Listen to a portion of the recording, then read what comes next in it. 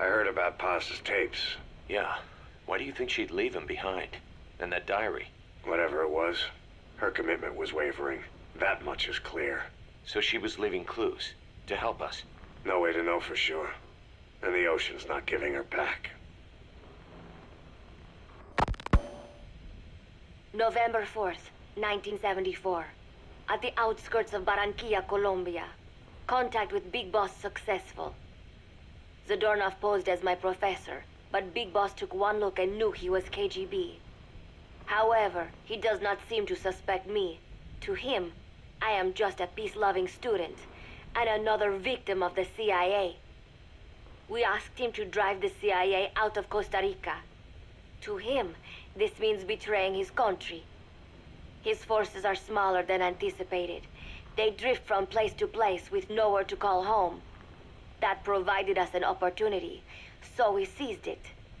Zadornov offered them a plant off the Costa Rican coast to use as a base. As expected, Miller jumped at the chance. Although initially reluctant, Big Boss came around when Zadornov played him the tape. All because the voice on it sounded like his mentor, the boss. Naked Snake, the man who once saved the world from the brink of nuclear war. Awarded the title of Big Boss for his service. He later became a mercenary, abandoning both his title and his country. To him, that honor was steeped in the blood of the boss, the mentor he was forced to eliminate. Exceptionally charismatic, he possesses unparalleled combat and intelligence-gathering abilities. His only discernible weakness is her. This operation hinges on how effectively we can exploit that. Kazuhira Miller is Big Boss's lieutenant. Half Japanese, half American. He once served in Japan's self-defense force. Though he and Snake first met as enemies, they discovered a common bond and together built their private army, with Miller directing business and administrative affairs. He comes off as shallow, but his true intent is hard to read. I must be careful. All that is clear is his infatuation with Big Boss. With East and West fighting over its control, Central America is now the most contested region on Earth. CIA Central American Station Chief Coldman has developed Peace Walker, a fully AI-automated, fail-deadly nuclear launch system with which he aims to reignite the Cold War. Snake's new objective in Costa Rica is to prevent that. Zadornov's, or should I say, the KGB's plan is to play the two sides against each other, turning the entire region red. Not one of the three parties realize they're all just pawns in Cypher's hands.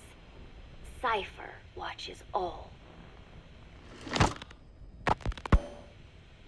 Mother Base has developed rapidly since being established in the Caribbean Sea. They recruit more personnel daily, and already their mercenary services are turning a profit. Big Boss's leadership and charisma, and Miller's business acumen drive this impressive growth. Furthermore, joining forces with a faction of the FSLN has expanded their power even more. They have even commenced their own weapons development program. All is proceeding according to Cypher's will. I could not be more pleased. Snake's pursuit of Peace Walker led him to an AI modeled after the boss's thought patterns. It was incomplete, but, somewhat ironically, making contact with Snake was the necessary finishing touch.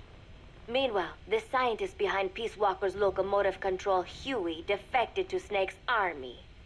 His presence has greatly accelerated weapons development at Mother Base. I failed to anticipate Coldman's madness, but nuclear war was averted.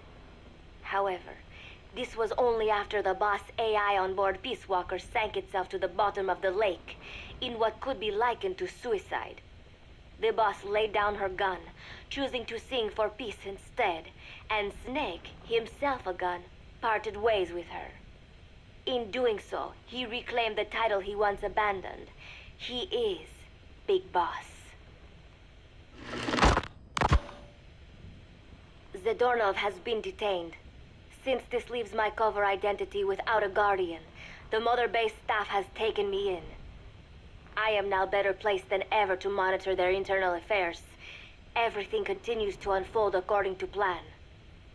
The developer of the boss AI, Dr. Strangelove, has also come to Mother Base. With her and Huey's expertise, they can now develop a weapon capable of matching Peace Walker. Development on the bipedal weapon is now complete.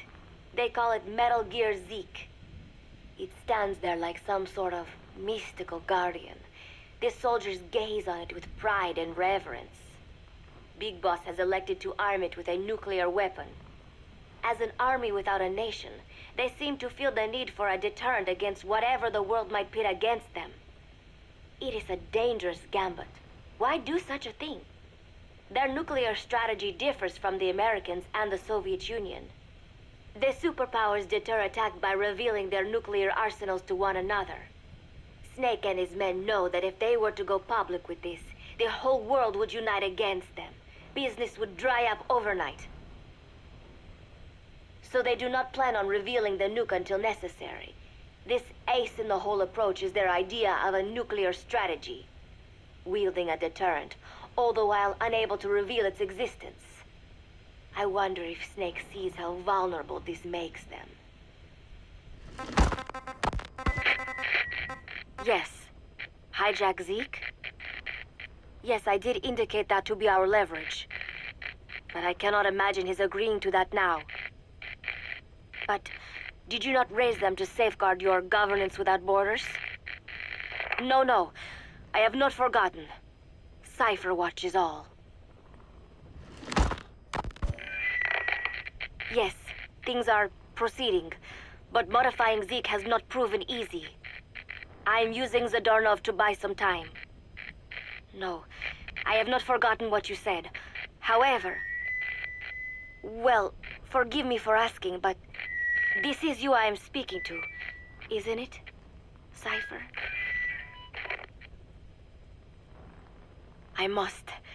I will fight Big Boss. The world must be ruled by a single will. To defy Cipher is a fate worse than death.